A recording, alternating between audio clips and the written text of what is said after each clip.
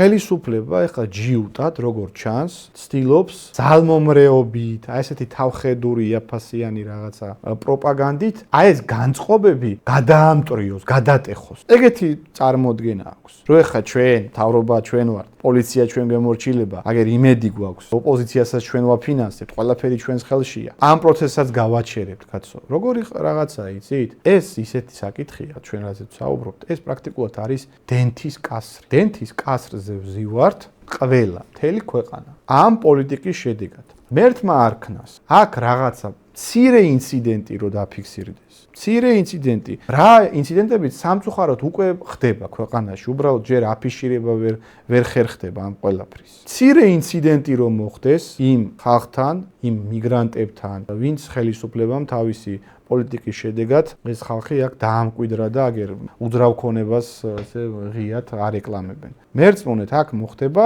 აფეთქება. რამეზე თუ ქართველი ხალხი რეაგირებს ასეთ საკითხზე.